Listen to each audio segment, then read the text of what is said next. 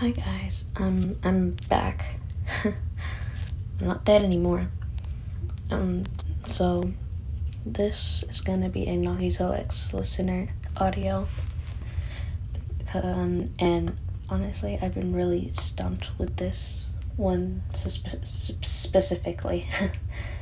This one specifically while I was writing it, because I was having a difficult time of how I could keep the story progressing and keep it entertaining for you guys. But I decided to follow my heart and my gut, so I finally finished it. So I really do hope you guys enjoy this little audio. And without any further ado, let's get started.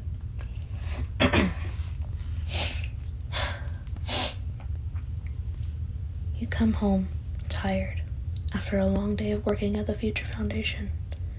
As you enter your small apartment, you smell the aroma of your favorite dish and immediately begin to go and see who entered your apartment and cooked that food. Because you live by yourself. Oh gosh. That's very scary.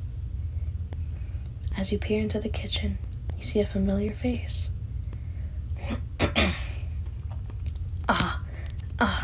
Listener, I'm so glad to see you, Your Majesty.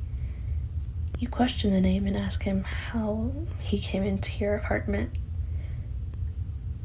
Well, I heard around and followed a bit, and one thing led to another, and here I am, waiting to do a good deed for you, Your Highness. You look at him in confusion and tell him politely to not call you that, and to just refer to you as YN. But I like calling you that. You're so cool, beautiful, elegant, and graceful, like a ruler. You turn a bit pink at his speech and turn your head away and tell him to stop speaking nonsense. But it's not nonsense. Oh well. Oh, look, I made your favorite meal. He turns to pick up a plate filled with your favorite food. You question him, asking, "How did you know this was my favorite meal?" Well, like I said, I heard a thing or two from a few people. The rest was easy. You ask, "What do you mean, the rest?" Oh, yeah. I live with you now. I told the nice landlady that I was your boyfriend and that you offered me to live with you. Obviously, I gave her proof, and she got me a key. You looked at him stunned, yet impressed at his persistence. You tell him that he has to leave and go back to his home. Well, the thing is, it kind of burned down, so now I'm homeless. You look at him shocked and confused, wondering how he could be so unlucky. Well, enough about me. Let's get you settled. May I? He holds out his hand towards you, waiting for you to settle yours on his. You take a deep breath and rest your hand on his. His hand felt warm. He gently pulls you to the table, sitting you down to your only chair. He places down the food in front of you and walks off quickly and comes back with utensils in hand.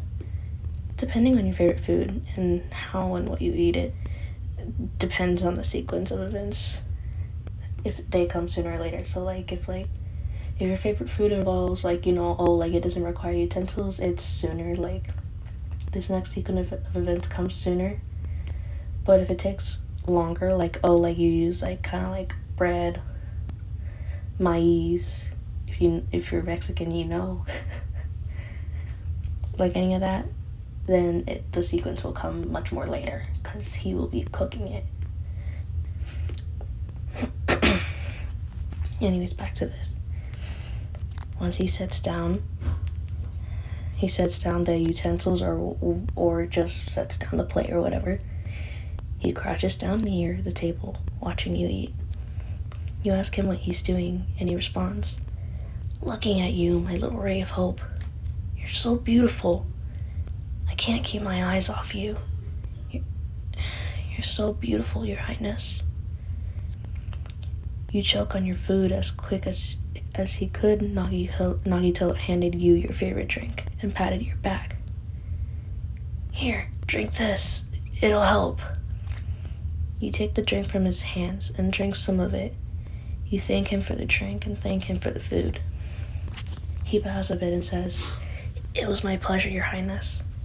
I'm glad that you liked the food I made. I really hoped it was to your taste." You stand up and tell him to stop doing that and that he doesn't have to be doing this for you. "But you don't understand, Your Highness." He stands up and walks towards you. You move your chair away and back onto your wall. And he stands looking at you, pinning you against the wall, and he says, really close into your ear, he says, "I'm obsessed with you, Your Highness. I'm infatuated with you. You're like a drug. I can't get enough of you. And I know you feel the same way about me as well. I've seen you stare at me. I've seen the way you looked at me. And I've heard things of you doing really naughty things in the bathroom, saying my name." You blush and tell him that they're just rumors and nothing more. "Really? Such a shame. I thought we had the same connection. 'Cause if I'm honest with you, I've done some of the same things that you've done, thinking of you the whole time. But if it's not the case, then that's fine. But it does also mean that you aren't denying your mutual feelings for me, correct?" You stay quiet looking at him. Ding, ding, ding. Looks like I'm right.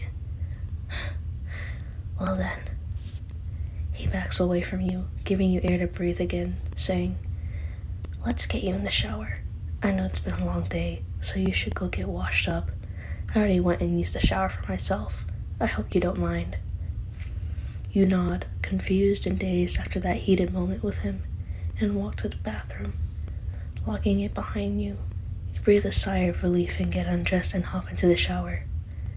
Once you finish up, you get dressed in pajamas and walk towards your bedroom. You see Nagito looking at your family pictures. Through your mirror, you see him. You see a look on his face, a sad one, seeing the picture of you with your mother and father. You cough to get his attention and he turns to look at you. Oh, Your Highness, you're here. Here, come. Let me lead you to your bed. He gently grabs your hand and walks you to your bed. He sits you on your bed and sits down on the floor next to you.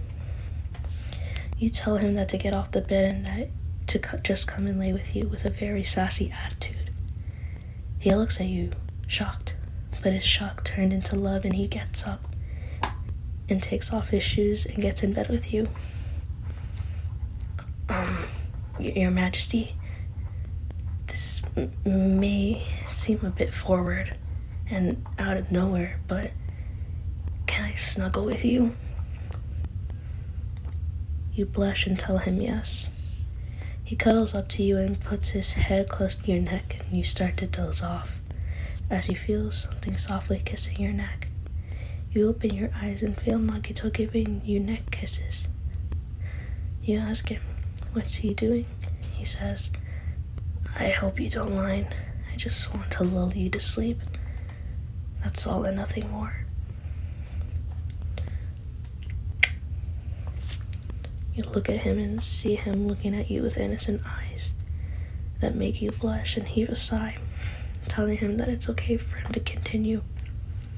As he does, you slowly fall into a peaceful slumber.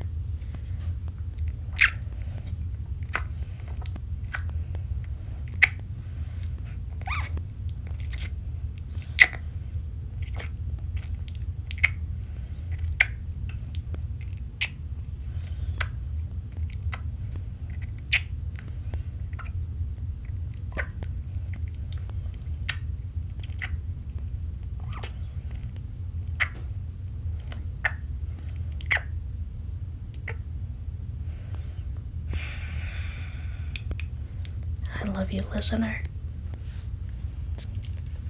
And that's the end. Oh my god. I added that little extra part in there just to like make it a little something for y'all. Cause I would not want to leave you guys with something.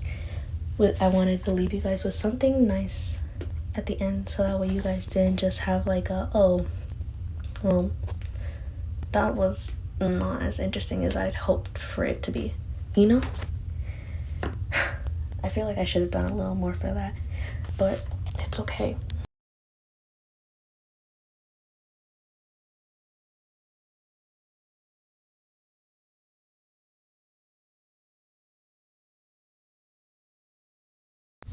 Oh, okay, it's still recording, thank God.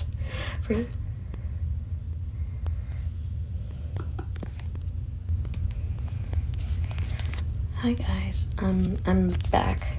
I'm not dead anymore. So this is gonna be a Nagito X listener audio. And honestly, I've been really stumped with this one specifically. This one specifically while I was writing it, because I was having a difficult time of how I could keep the story progressing and keep it entertaining for you guys. But I decided to follow my heart. Oh my goodness, I'm so sorry about that sudden stop. I had a malfunction with my recording device. But like I was gonna say, in the middle of that abrupt stop, I chose to put a little bit of kissing at the end, so that way I could leave you guys with something to entertain yourselves with. But anyways, I'm really glad that if you did stay this long towards the end, I'm really happy. And thank you for the love and appreciation from all of you. Really, it really warms my heart. Really. Well, love you guys. Bye.